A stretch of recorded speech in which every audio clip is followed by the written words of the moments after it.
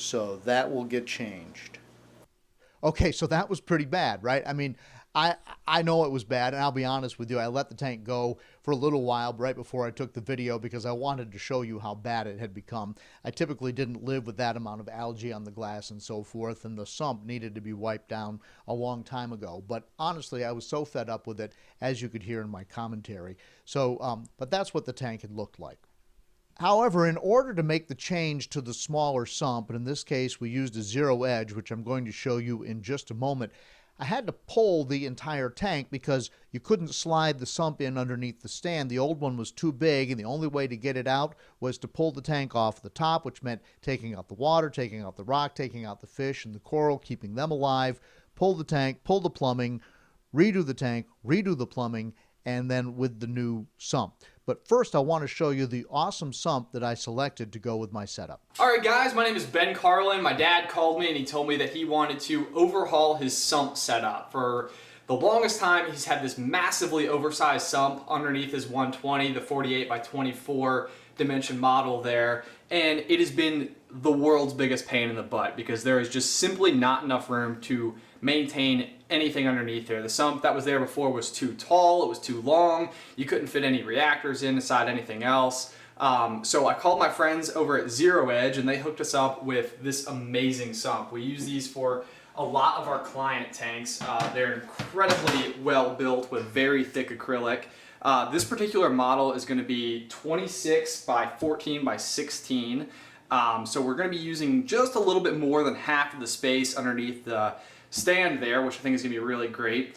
I'm going to walk you through the setup really quick and just kind of show you everything that comes with one of these sumps. So starting off, we have our filter sock chamber here with our micron bag down inside. What I really like about these, and I've used so many filter sock hangers in the past, they're always tipping over, they're always bending. If you can get a side view of the acrylic here, this is a thick slab of acrylic and they have it cut in so that we can drop our filter sock right into place and it works great.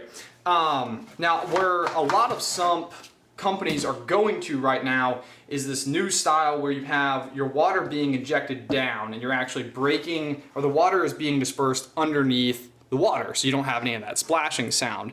So as the water comes through your drains, it's going to fill up in this chamber, pour over your filter sock, and then work its way into the other chambers of the sump.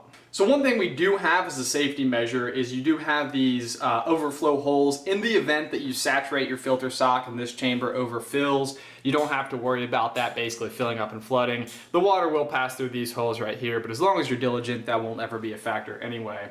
Okay, so in the second chamber here, we have a lot of features kind of packed into what we refer to as the protein skimmer chamber. First and foremost, we're going to talk about the little probe holder that's attached here. So if you've got your Apex or any of your aquarium controllers, you have room for 3 probes in this particular model that you can drop into those 3 slots. Those 3 slots are located on your adjustable weir right here. This is really nice.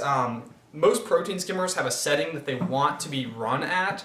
So some skimmers need a lower water level, some skimmers need a higher water level. So depending on what your skimmer calls for, and it just kind of depends from brand to brand, you can adjust this to meet its demand, and this will basically change the water level in this section of the sump. We have 2 little simple thumb screws here, so you can just tighten those guys up, and there you go, your protein skimmer will be running at that water depth. As you pass through here, we're going to have this black mesh. This is really great. This is basically your bubble diffuser, so any micro bubbles that you're having coming out of your protein skimmer, anybody who's ever broken in a protein skimmer before knows that can really be a pain in the butt. This is basically going to break all those down before we pass over into our final chamber, which is our return chamber.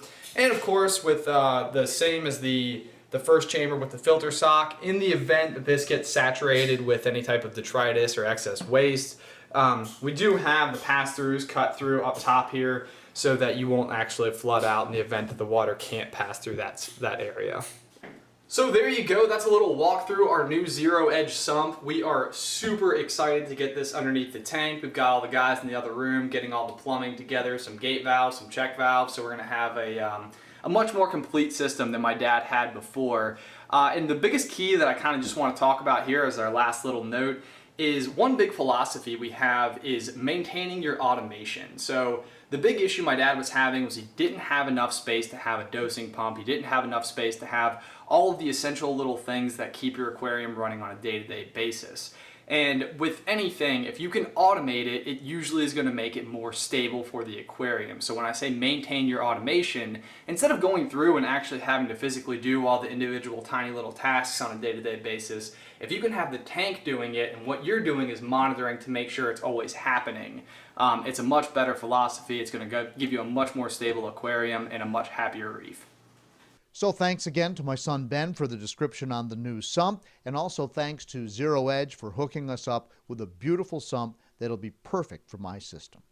As always, I'll put more information about ZeroEdge in the description down below. Man, I am so embarrassed at how bad the plumbing looked on that aquarium. But again, that's what happens. You get in a hurry and you say, well, I'll work around that. That's not so bad. And probably that was a, say, 10-hour job, and we decided to do it in 6 hours. We got behind. It was a Saturday. We were out of time. And so we just let it be. And you think, well, I'm really dedicated, so I'll work around this. Well, guess what? You won't. I didn't. And you won't either. Over time, if it's a pain in the butt, you just won't do it. So, bottom line, I'm embarrassed, but I did show it to you. And coming up in the next Fincast, I want to show you how we did everything I described. We pulled the aquarium, and we put the new sump in, and we set up some automation, and we'll be covering that in the next Fincast. So, please look forward to that. In the meantime, please click around. Please check out the blog at fincasters.com. Find me on Instagram at @Fincasters, and the same thing on Twitter. And I'll see you in the next Fincast.